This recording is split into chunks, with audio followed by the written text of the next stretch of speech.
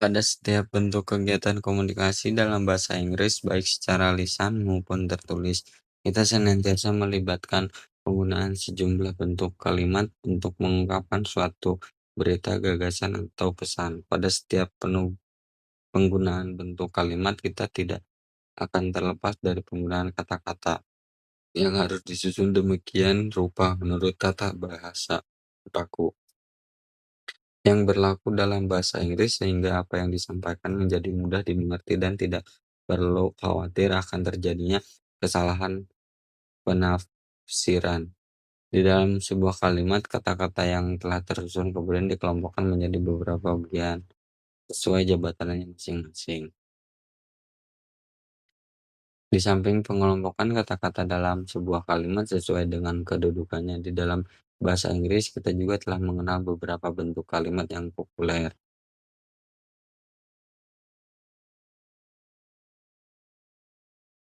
Apapun bentuk kalimat yang digunakan, jika kita teliti lebih detail akan terdapat bagian terkecil di dalamnya, yaitu kata bagian yang lebih besar adalah kelompok kata, dan bagian yang paling besar adalah kalimat.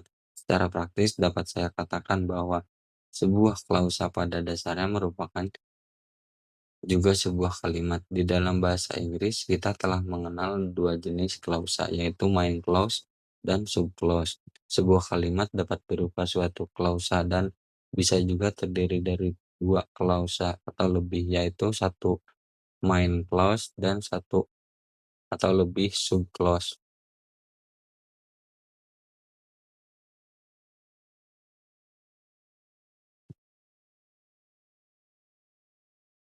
Dari beberapa contoh di atas dapat dilihat dengan lebih jelas perbedaan antara phrase dan klausa. Phrase adalah kelompok kata yang terdiri dari dua kata atau lebih, di mana belum terdapat bagian yang menduduki jabatan subjek atau predikat, sementara klausa adalah kelompok kata di mana sudah terdapat bagian yang menduduki jabatan subjek dan predikat. Kadang-kadang juga terdapat bagian kata yang menduduki jabatan objek dan keterangan. Sebagaimana dalam pengelompokan phrase, di dalam bahasa Inggris kita juga mengenal pengelompokan klausa yang sangat populer menjadi noun clause, adjective clause, dan adverbial clause. Sesuai namanya, masing-masing jenis klausa tersebut memiliki fungsi yang berbeda.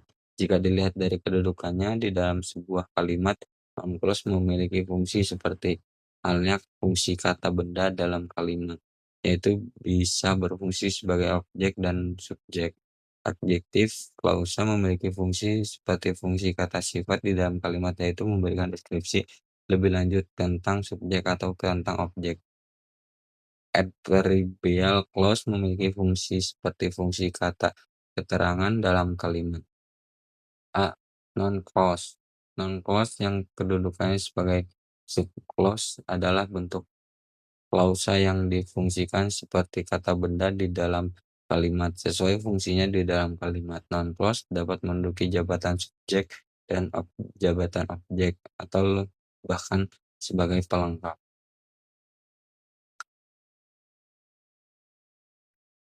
Berikut beberapa contoh kalimat dengan menyertakan non-clause sebagai subjek dan objek kalimat. Seperti terlihat pada contoh di atas, beberapa hal yang penting yang berkaitan dengan fungsi non-clause dapat disimpan sebagai berikut. Pada contoh A, B, C, D, E, non-clause difungsikan sebagai subjek kalimat. Pada D, C, non-clause difungsikan sebagai komplement. Pada contoh F, G, H, I, J, K, non-clause difungsikan sebagai objek kalimat. Pada setiap penggunaan non-clause, kita menggunakan kata penghubung berupa katanya when, why, what, how, dan juga that.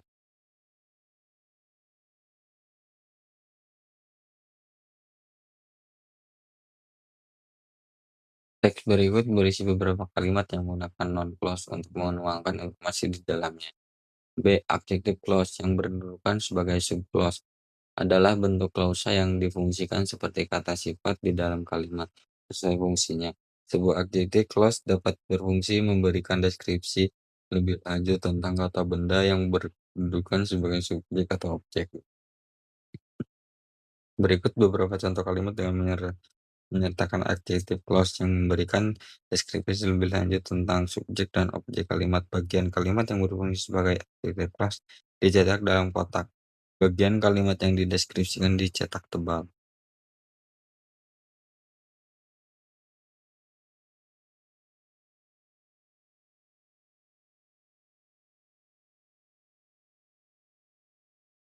Fungsi adjective clause adalah memberikan deskripsi lebih lanjut tentang kata benda di bagian subjek ataupun di bagian objek.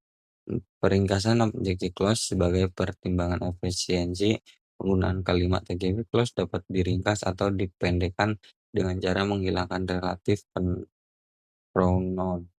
Penghilangan relatif pronoun tersebut akan menyebabkan perubahan pada teks kerja yang mengikutinya.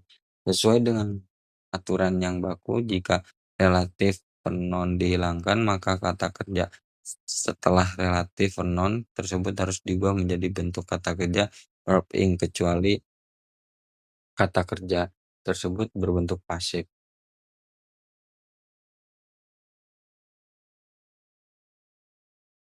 Peringkasan adjective clause dengan kata kerja cukup menghilangkan relatif pronoun tanpa mengubah kata kerja tersebut menjadi bentuk ing. Kata yang dihilangkan cukup relatif pronoun dengan to be saja.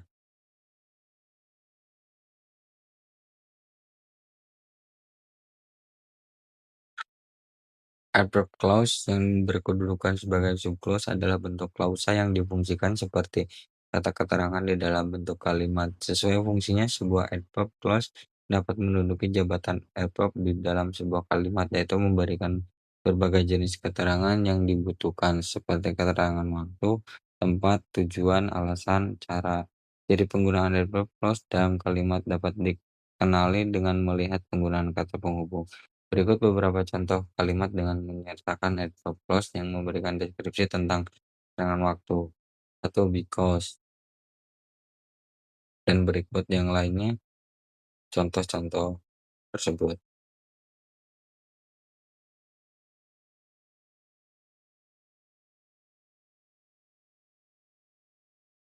Seperti ini terlihat pada contoh di atas beberapa hal penting yang berkaitan dengan fungsi adverb clause dapat disimpulkan sebagai berikut. Satu, penggunaan conjunction yang tepat sangat vital dalam adverb clause. Kedua, jika diletakkan setelah induk kalimat, tanda koma tidak dipergunakan.